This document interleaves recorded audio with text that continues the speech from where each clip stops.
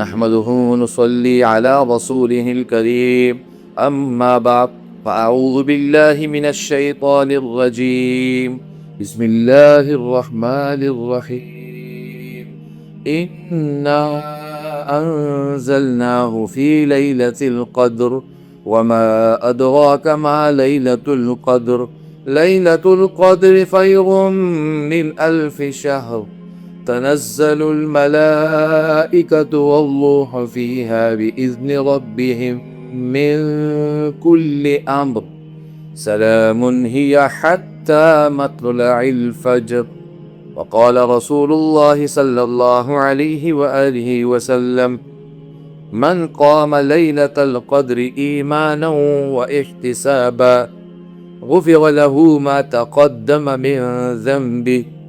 رواہ البخاری.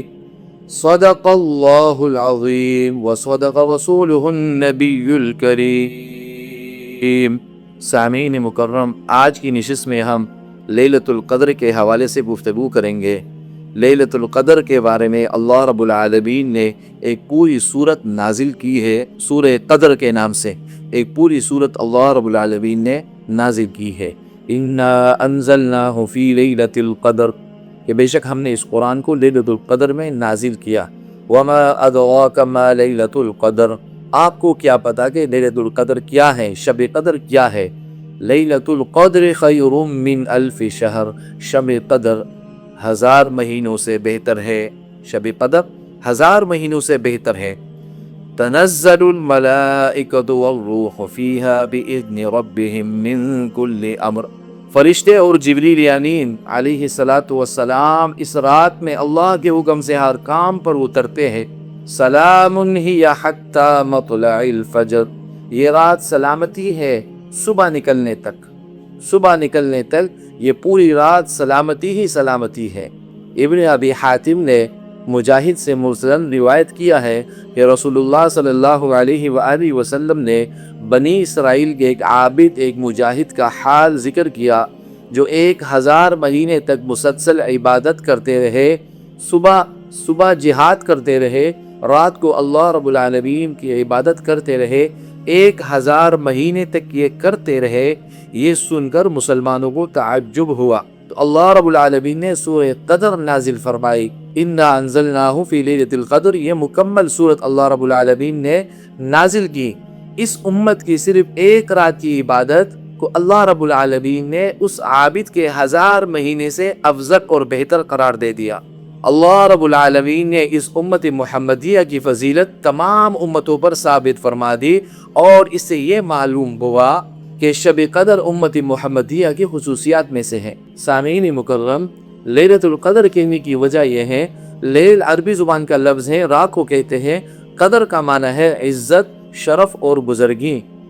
لیلۃ القدر کہنے کی وجہ یہ ہے کہ جو آدمی اپنی بداعمالیوں کی وجہ سے بے قدر و قیمت تھا اللہ کے ہاں، اس رات عبادت کر کے اللہ کے دربار میں وہ قابل قدر بن جاتا ہے. اس لیے اس کو لیلۃ القدر کہا جاتا ہے.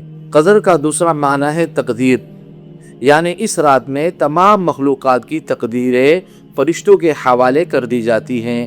سامعین کرام، لیلۃ القدر کی فضیلت کو اللہ رب العالمین نے 1000 مہینوں کی عبادت سے افضل قرار دے دیا ہے کہ جو شخص لیلۃ القدر شب قدر کی رات عبادت کرے وہ 83 سال اور 4 ماہ کی عبادت سے افضل ہے. رسول اللہ صلی اللہ علیہ وآلہ وسلم کی حدیث مبارک ہے، فرمایا من قام لیلۃ القدر ایمانا و احتسابا غفر له ما تقدم من ذنبه، جو شب قدر کی رات عبادت کرے ایمان اور ثواب کے طلب کے لیے، اللہ رب العالمین اس کے گناہوں کو معاف فرما دیتے ہیں.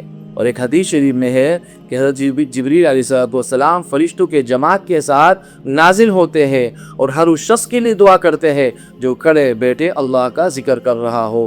حدیث مبارک میں ہے کہ جو شخص اس رات کی عبادت سے محروم رہا وہ تمام بلائی اور خیر سے محروم رہا. ہم تمام مسلمانوں کے لیے ضروری ہے کہ تمام راتوں میں عبادت کریں، خصوصاً شب قدر کی طاق راتوں میں خوب عبادتیں کریں اور تمام ثواب کو حاصل کریں. کم سے کم درجہ یہ ہے کہ فجر اور عشاء کی نماز جماعت کے ساتھ جس نے پڑھ لیا اس نے بھی اس ثواب کا حصہ پا لیا. صحیح مسلم شریف میں حضرت عثمان غنی رضی اللہ تعالیٰ عنہ کی روایت ہے کہ رسول اللہ صلی اللہ علیہ وسلم نے ارشاد فرمایا کہ جس شخص نے عشاء کی نماز جماعت سے ادا کر لی اس نے آدھی رات کا ثواب پا لیا، اور جس نے فجر کی نماز جماعت سے ادا کر لی اس نے پوری رات کے ثواب کا حصہ پا لیا۔ اب اخیر عشرے میں لیلۃ القدر کی تعیین کا مسئلہ ہے تو رسول اللہ صلی اللہ علیہ وآلہ وسلم کی حدیث مبارک ہے، فرمایا تحلوا لیلۃ القدر فی العشر الاواخر من رمضان، کہ اخیر عشرے کی طاق راتوں میں لیلۃ القدر کو تلاش کرو۔